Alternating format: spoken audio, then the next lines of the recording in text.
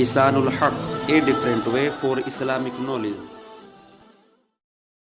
اسلام کے غلبے کا وقت قریب آتا ہے.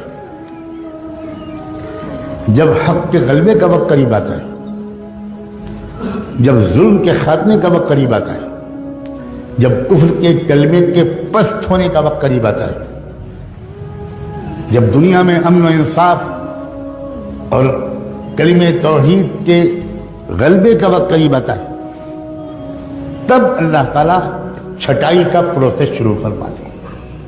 یہ ذہن میں رکھیے گا. اس سے پہلے تک تینوں قسم کے مسلمان ملے جلے رہتے، بالکل ملے جلے.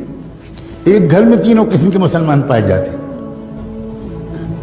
ایک مسجد میں تینوں قسم کے مسلمان، ہر جماعت اور دینی اجتماع میں تینوں قسم کے مسلمان، ہر نشست میں تینوں قسم کے مسلمان، سب کچھ سب ایک ساتھ ہوتا ہے، ملے جلے رہتے کوئی. لیکن جب وہ وقت آتا ہے کہ جب اب دودھ الگ ہوگا اور پانی الگ ہوگا، جب اسلام کے غلبے کا وقت، میری بات کو غور سے سننا، بہت امید کے ساتھ اس مسجد میں نے یہ بات چھیڑی. بہت عظیم لوگوں کی طرف یہ مسجد منسوب ہے. ہم لوگ عام طور پر نعمتوں کی قدر زندگی میں نہیں کرتے. یہ ہماری مصیبت ہے. ہم کسی نعمت، کسی شخصیت کے قدر کے لیے اس کے انتقال کا انتظار کرتے ہیں.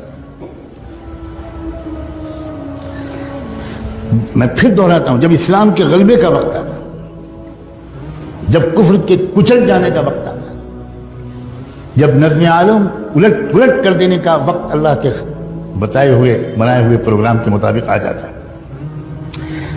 باطل کا غلبہ نہیں، کفر کا غلبہ نہیں، ظلم کا غلبہ نہیں، الٹی بات میں کروں. جب کفر کا خاتمہ، جب باطل کے کلمے کے کچل جانے کا اور اسلام کے اور حق کے اور انصاف کے اور امن کے قائم ہو جانے کا وقت جب قریب آتا ہے، تو ہمیشہ اللہ کا معمول ہے یہ ملے جلے تینوں قسم کے مسلمانوں کے ذریعے کبھی بھی حق کا غلبہ نہ ہوا ہے نہ ہوگا. اس سے پہلے اللہ تعالیٰ ایک پروسیس شروع کرتے ہیں. ایک ترتیب ہے اللہ تعالیٰ کی، وہ یہ کہ چھانٹ دوں گا میں، پہلے قسم کے مسلمانوں کو الگ کر دوں گا اور دوسرے قسم کے مسلمان بھی پیچھے پیچھے ان کے ساتھ رہیں گے. لیکن تیسرے قسم کے ایک انسان کو بھی میں اپنے مقبول بندوں اور بندیوں کے ساتھ کھڑے رہنے کی اجازت نہیں دوں. پھر میل تو چھٹے گا، الگ ہو. اور اس کا طریقہ کیا ہوتا ہے؟ اس کا طریقہ اللہ کی طرف سے یہ ہوتا ہے کہ کفر ظلم شروع کرتا ہے،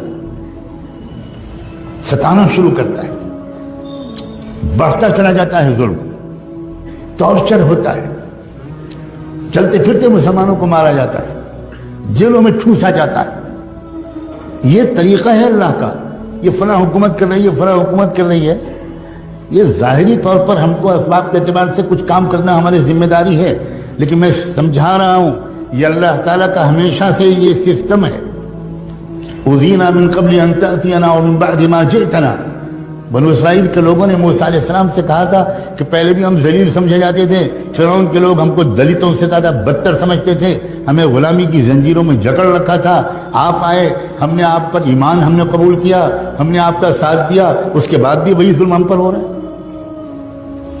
وہ ظلم اور ظلم میں فرق تھا. چنانچہ موسیٰ علیہ السلام نے بعد میں جو جوابات دیے اور بعد میں اس قوم کی تاریخ نے جو مرحلے طے کیے، تو اس نے بتایا کہ بہت فرق تھا ان دونوں قسم کو ظلم میں. چھٹائی لازمی ہے. لِيَمْحِصَ اللَّهُ الَّذِينَ آمَنُوا لِيَمِيزَ اللَّهُ الْخَبِيثَ مِنَ الطَّيِّبِ. قرآن نے 20 جگہ یہ بات بیان کی. چھٹائی تب ہوتی ہے، یہ ایک بات میں تیسری چوتھی بار دوہرا رہا ہوں، جب اسلام کے غلبے کا وقت قریب ہوتا. اس وقت اللہ تعالیٰ یہ برداشت نہیں کرتے کہ تیسری قسم کے لوگ یہ دوسری اور پہلی قسم کے والوں کے ساتھ رہے. احد کی جنگ میں اللہ کے رسول نکلے صحابہ کو ساتھ میں لے کر، اور یہ تیسری قسم کے لوگ بھی ساتھ تھے جو اندر سے کچھ اور تھے، اوپر سے کچھ اور تھے، اور یہ بھی ساتھ چلے. مگر راستے میں 300 اس تیسری قسم کے لوگ حضور کا ساتھ چھوڑ کے الگ چلے گئے. کیوں الگ چلے گئے؟ اس لیے کہ اللہ کے نظام کے مطابق ممکن ہی نہیں تھا کہ یہ تیسری قسم کے لوگ اس فتح کے وقت میں ان کے ساتھ رہیں. یہ ممکن نہیں، یہ اللہ تعالیٰ کبھی نہیں ہونے دیتے.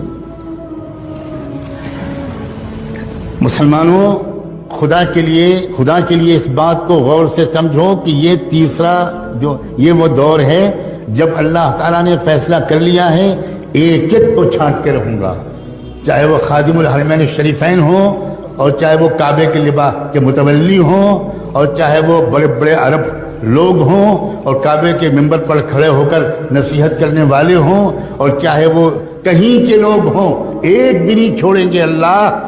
سب تھوڑے سے مٹھی بھر لوگ ہوں گے جن کو اللہ چن لیں گے اور ان کے ذریعے سے پوری دنیا کے اندر ایسا انقلاب آ جائے گا کہ شجر و حجر بھی حیران رہ جائیں۔ یہ کیا ہوگا؟